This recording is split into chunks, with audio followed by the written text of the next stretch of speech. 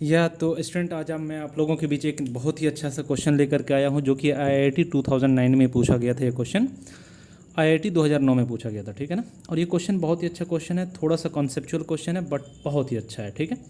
देखिए इस क्वेश्चन में क्या करे कि 3 concentric metallic spherical shell of radius r 2r and 3r, ठीक है ना, are given charges Q1 Q2 and Q3 respectively.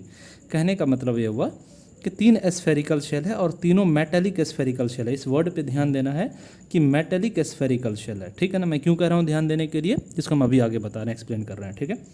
तो ये एक मेटालिक एस्फेयर है। दूसरा मान लीजिए कि ये आपका मेटालिक एस्फेयर है। और तीसरा मान लीजिए कि ये वाला आपका एस्फेरिकल शेल है, ठीक है। पेन थोड़ा सही चल नहीं रहा है, कुछ ऐसा दिया हुआ है, ठीक है। इस अंदर वाले का रेडियस r दिया हुआ है, इस वाले का रेडियस 2r दिया हुआ है और इस वाले का रेडियस आपको 3r दिया हुआ है, ठीक है। ऐसा कुछ दिया हुआ है। आगे कह रहा है it is found that the surface charge density on the outer surface of the shell are equal. कह रहा है कि ये सारे शेल के जो आउटर सरफेस पर, बाहर वाले सरफेस पर जो चार्ज की जो डेंसिटी है वो इक्वल है, ठीक है ना। अच्छा एक और चीज़ है, इस पर जो चार्ज है यानी इस अंदर वाले पर जो बाहर में चार्ज रखा गया है वो Q1 रखा गया है, इस पर Q2 रखा गया है और इस पर Q3 रखा गया है। यानी इस पर टोटल चार्ज Q3 है, इस पर टोटल चार्ज Q2 है और इस पर टोटल चार्ज Q1 है, ठीक है। और कह रहा है कि सबकी सरफेस चार्ज डेंसिटी जो है, यानी कि सबका जो आउटर सरफेस का जो चार्ज डेंसिटी है, बाहर वाले सरफेस पर जो चार्ज की डेंसिटी है वो सबकी इक्वल है। तो वैसे सिचुएशन में ये Q1 Q2 और Q3 का रेशियो पूछा गया है कि क्या होगा, ठीक है। बहुत अच्छा क्वेश्चन है। देखिए आपसे ये कहा गया है कि इसका आउटर सरफेस चार्ज डेंसिटी, इसका आउटर सरफेस चार्ज डेंसिटी और इसका outer surface charge density equal है। यानी आप ये कह सकते हैं कि σ1 of outer is equal to σ2 of outer is equal to है σ3 ऑफ आउटर। यानी तीनों का बाहर का सरफेस चार्ज डेंसिटी आपस में इक्वल है। तो देखिए जब हम चार्ज की बात, ये सरफेस चार्ज डेंसिटी की बात करते हैं यानी सिग्मा की बात करते हैं, तो ये होता है total charge upon total area. और यहाँ पर स्फेरिकल शेल का एरिया हमारा हो जाएगा 4πr² के बराबर, ठीक है। तो चूंकि सिग्मा हमारा कांस्टेंट है, सारे की सरफेस चार्ज डेंसिटी आपस में इक्वल है, तो आप ये कह सकते हैं कि सर Q/r² जो होगा, Q/r² ये आपका कांस्टेंट होगा, ठीक है ना। यानी आप कह सकते हैं कि सर Q जो होगा हमारा डायरेक्टली प्रोपोर्शनल टू r² हो जाएगा, ठीक है।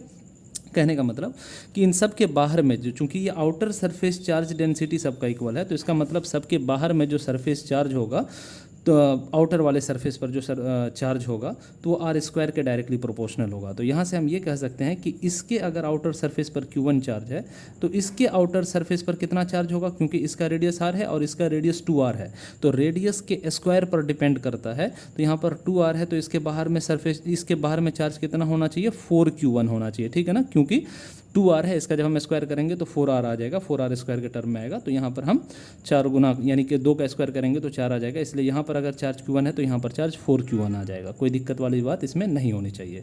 और इसी तरीके से इसका रेडियस, बाहर वाले का जो रेडियस है वो 3r है, चूँकि हम पहले ही बता रहे हैं आपको कि बाहर में जो सरफेस चार्ज है, बाहर में जो चार्ज है टोटल, वो असल में r² पर डिपेंड कर रहा है। तो इसलिए हम यहाँ पर का चार्ज कितना कह सकते हैं, 9Q1 कह सकते हैं। कोई दिक्कत वाली बात इसमें नहीं होनी चाहिए।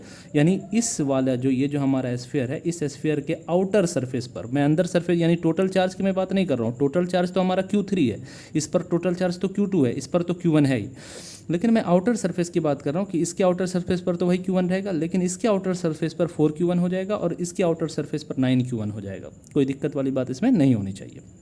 यहाँ तक तो बात आ गई होगी समझ में। अब देखिए क्या है कि कह रहा है कि ये सब का सब मेटेलिक स्फीयर है। तो मेटेलिक स्फीयर में क्या होता है कि उसके अंदर में कोई भी चार्ज एग्जिस्ट नहीं करता है।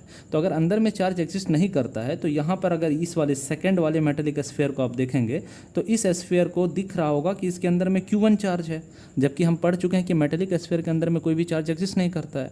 तो अगर यहाँ पर चार्ज Q1 है तो हर हाल में इसको क्या करना पड़ेगा, ये वाला जो मेटेलिक स्फीयर है इसको अंदर में एक -Q1 चार्ज लाना पड़ेगा, तब जा करके ये Q1 और ये Q1 कैंसिल आउट होगा। तो इस वाले स्फेरिकल शेल के अंदर में कोई कोई भी चार्ज एग्जिस्ट नहीं करेगा, ठीक है।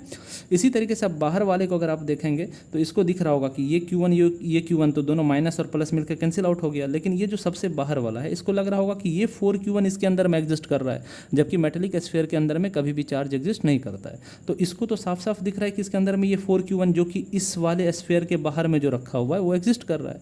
तो ये वाला स्फेरिकल शेल क्या करेगा, अपने अंदर में यहाँ पर कितना बनाएगा, -4Q1 बनाएगा, ठीक है, कोई दिक्कत वाली बात नहीं है। तो हमें साफ साफ दिख रहा है कि ये जो बाहर वाला स्फीयर है इसके अंदर में है, यानी अंदर वाले सरफेस पर -4Q1 है, बाहर वाले सरफेस पर 9Q1 है, ठीक है ना। तो इसलिए इसका जो Q3 हो जाएगा, ये Q3 कितना हो जाएगा, 9Q1 में से माइनस कर देंगे 4Q1 को, तो ये हो जाएगा 5Q1 के बराबर, ठीक है। इसी तरीके से ये जो Q2 है, Q2 कितने के बराबर हो जाएगा, तो इसके बाहर में हमारा 4Q1 है और अंदर में ये कितना लेकर के आया है, -Q1, तो ये कितना हो जाएगा, 3Q1 हो जाएगा, ठीक है। और ये Q1 तो आपका Q1 है ही, Q1 तो Q1 है ही। तो यहाँ से अगर आप Q1, Q2 और Q3 तीनों को देखेंगे तो Q1 का 3 गुना है आपका कौन, Q2, और Q1 का 5 गुना है आपका कौन, Q3। तो इससे पता ये चला कि Q1:Q2:Q3 जो हमारा आंसर चला जाएगा ये 1:3:5 चला जाएगा, ये आपका आंसर सही हो जाएगा। यानी इस हिसाब से ऑप्शन बी आपका एकदम करेक्ट आंसर है। Thank you so much.